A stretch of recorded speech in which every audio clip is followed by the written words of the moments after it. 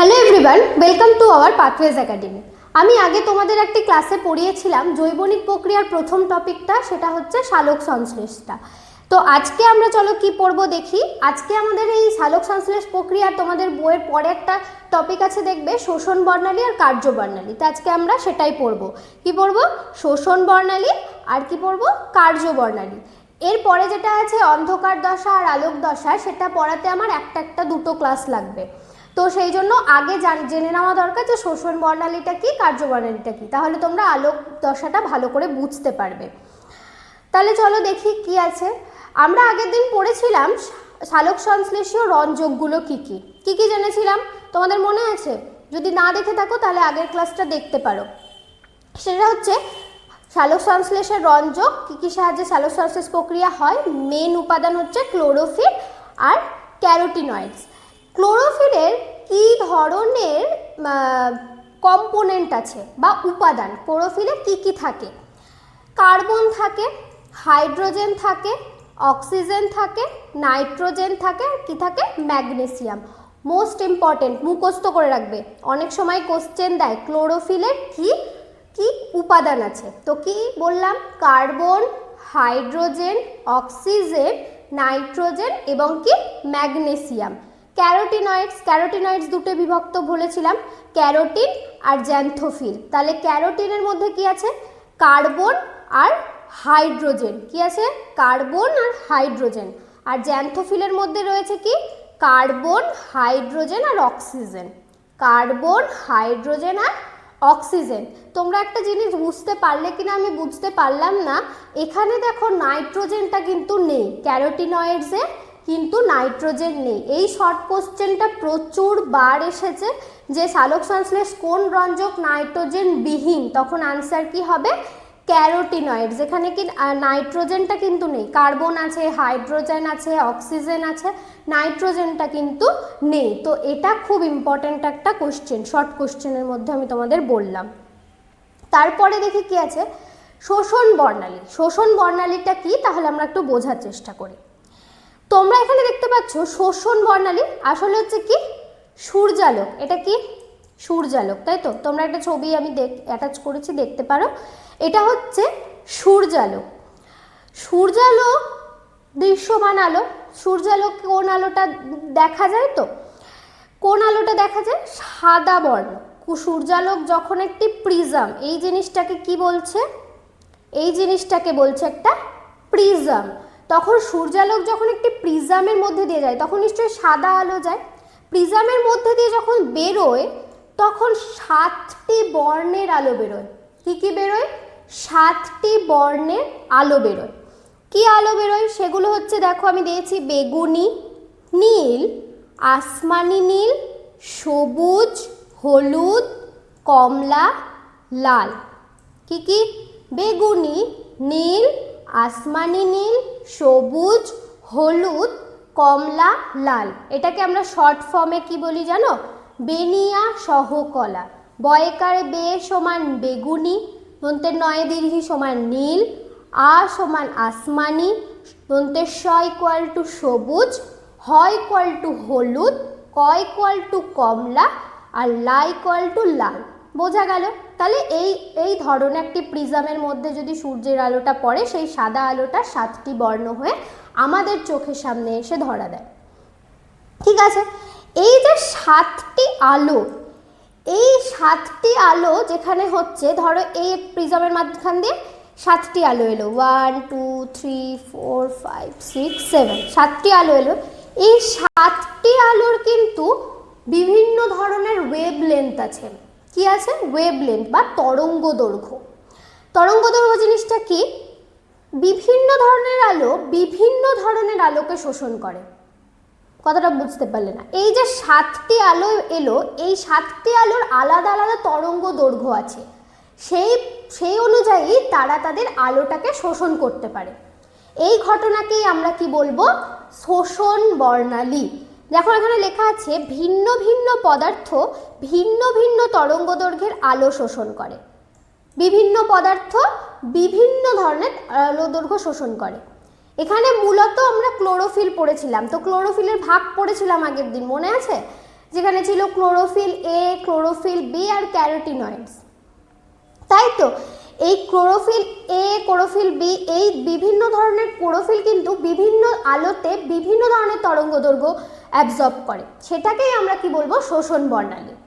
এটাকে আরেকটু ভালোভাবে যদি আমরা বুঝি তাহলে এটা বলছি, তুমি এখানে ছবিটা নিশ্চয়ই তোমরা দেখতে পাচ্ছ, এখানে দেখো ওয়েভলেন্থ, এখানে একটা গ্রাফ আছে, তাই তো? এখানে একটা গ্রাফ আছে, তো এখানে দেখো ওয়েভলেন্থ, নিচে আমরা এক্স অ্যাক্সিস কি এটা ধরে নিলাম এক্স অ্যাক্সিস, এটা ওয়াই অ্যাক্সিস।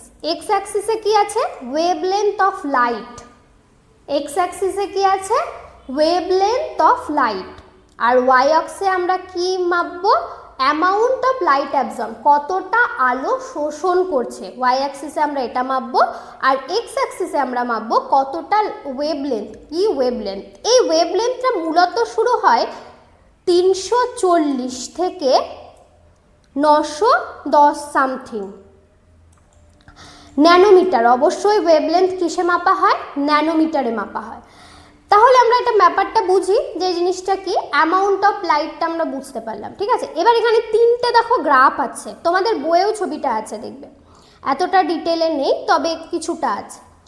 এখানে তিনটে গ্রাফ আছে, একটা প্রচণ্ড হালকা গ্রিন, এই গ্রাফটা আমি জানি না ক্যামেরা কতটা বোঝা যাবে, এটা হচ্ছে হালকা গ্রিন, যেটা হচ্ছে ক্লোরোফিল এ কণ।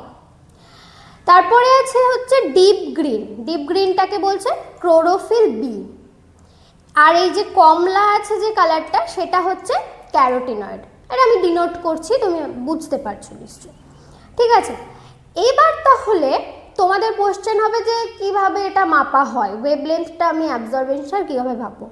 তোমরা কি ধরবে, প্রথমে আমি ধরলাম ক্লোরোফিল এটা, ওকে? ক্লোরোফিল এর একটা পিক পয়েন্ট আছে, রাইট? কোনটা পিক পয়েন্ট, এই যে সবুজটার একটা পিক পয়েন্ট আমরা এখানে পেয়েছি, এই যে এই জায়গাটা হচ্ছে পিক পয়েন্ট, মানে উঁচু সবচেয়ে। এখানে যদি আমরা এটা সোজা ধরে নিচের দিকে নামি, আমি মাউস দিয়ে করছি, একটু বেঁকে যেতে পারে, তাহলে এই জায়গাটা এলো পোর্শনটা, এই পোর্শনটাকে বলছে বেগুনি নীল, হালকা নীল ঢুকেছে আর বেগুনি ঢুকেছে, এই জায়গাটাকে আমরা কি বলবো, বেগুনি নীল। আচ্ছা দেখি চলো আর আছে কিনা, এদিকে এগোতে এগোতে দেখছি এইখানটা আবার উঁচু হয়েছে, এইখানটা যদি আমি নিচে নামি সোজা, তাহলে কি ওয়েভলেন্থের কালার পাবো, সেটা হচ্ছে লাল, মোটামুটি লাল, কমলা লাল কিন্তু লাল। তাহলে আমরা বলতে পারি ক্লোরোফিল এ বেগুনি নীল ও লাল বর্ণের তরঙ্গদৈর্ঘ্যের আলো বেশি শোষণ করে, তাই তো? এখানে আমরা পেলাম কি বেগুনি নীল, আর এখানে আমরা পেলাম কি লাল। তাহলে চলো যে ক্লোরোফিল বিটা দেখা যাক। ক্লোরোফিল বি হচ্ছে এই ডিপ গ্রিন কালারের, তাই তো? তাহলে ডিপ গ্রিন আমরা এখানে দেখতে পাচ্ছি প্রচণ্ড আলো শোষণ করে। এবার ক্লোরোফিল বিটা তাহলে কি ধরনের আলো শোষণ করে দেখি চলো। ক্লোরোফিল বি নীল, এই জায়গাটা কি নীল, আর একটা কি পিক পয়েন্ট আছে এই জায়গাটা, এই জায়গাটা যদি আমরা নিয়ে চলে আসি তাহলে এখানটা কি হবে, এখানটা হয়ে যাবে মোটামুটি ক্লোরোফিল বি কি হয়ে যাবে, এই জায়গাটা হয়ে যাবে একটু হলুদ, তাই তো? তাহলে সেটা হলো, এখানে আমার একটু লিখতে ভুল হয়েছে, এটা নীল আর হলুদ হবে, ঠিক আছে? এটা একটু কারেকশান আছে, এটা একটু ভুল আছে, এটা ঠিক করে নিও। এটা হচ্ছে নীল আর এটা হচ্ছে হলুদ। তারপরে আসছি আমরা ক্যারোটিনয়েডসে। ক্যারোটিনয়েডসের এটা কি, এইখানটা পিক পয়েন্ট, এখানে একটাই কিন্তু পিক পয়েন্ট, তাহলে এই পিক পয়েন্টের বরাবর যদি আমি ওয়েভলেন্থ মাপতে চাই তাহলে এটা কি হবে, নীল, নীল আর খানিকটা এখানে সবুজ আভা আছে, তাহলে নীল ও সবুজ বর্ণের তরঙ্গদৈর্ঘ্য আলো শোষণ করে। তাহলে আমরা বুঝতে পারলাম কিভাবে কোন আলো কোন পদার্থকে বেশি শোষণ করে, এটাই হচ্ছে শোষণ বর্ণালী। এই শোষণ বর্ণালী মাপা হয় যে যন্ত্রের সাহায্যে, তার নাম স্পেকট্রোফটোমিটার। কি নাম, স্পেকট্রোফটোমিটার। এটা শর্ট কোশ্চেনে বহুবার এসেছে, এটাকে কি বলে, স্পেকট্রোফটোমিটার। তাহলে আমরা বুঝলাম ক্লোরোফিল এ, ক্লোরোফিল বি আর ক্যারোটিনয়েডস কিভাবে কাজ করছে, বা কতটা আলো কোন বর্ণালী বেশি অ্যাবজর্ব করছে বা শোষণ করছে। তাহলে চলো দেখা যাক কার্য বর্ণালীটা কি। কার্য বর্ণালীটা হচ্ছে এখানে দেখো লেখা আছে কোন রঙের আলোতে বা কোন রঙের আলোতে সালোক সংশ্লেষ বেশি এবং কোন রঙের আলোতে সালোক সংশ্লেষ কম হয় তা যে বর্ণালী বা গ্রাফে দেখানো হয় তাকেই বলছে কার্যবর্ণালী। এটা কি কার্যবর্ণালী। আমরা নিচে জানি এটাকে কি বলা হয়, এক্স অ্যাক্সিসটাকে ওয়েভলেন্থ অফ লাইট, ওয়েভলেন্থ মাপা হয়। এক্স অ্যাক্সিস কি মাপা হয়, ওয়েভলেন্থ। আর ওপরে ওয়াই অ্যাক্সিস এখানে আগে ওখানে মাপা কি হচ্ছিল, ওখানে মাপা হচ্ছিল অ্যামাউন্ট অফ লাইট অ্যাবজর্বেন্স। কি লেখা হচ্ছিল, অ্যামাউন্ট অফ লাইট, কতটা আলো শোষণ করতে পারে। কিন্তু এখানে ওয়াই অ্যাক্সিসে বলা হচ্ছে ফটোসিনথেসিস রেট বা সালোক সংশ্লেষ প্রক্রিয়া, কতটা সালোক সংশ্লেষ প্রক্রিয়া এরা কার্যকরী, সেটাকেই আমরা কি বলবো, কার্যবর্ণালী। কার্যবর্ণালী তাহলে দেখি, এখানেও আমাকে সেম ভাবে হাইয়েস্ট পিক ধরতে হবে।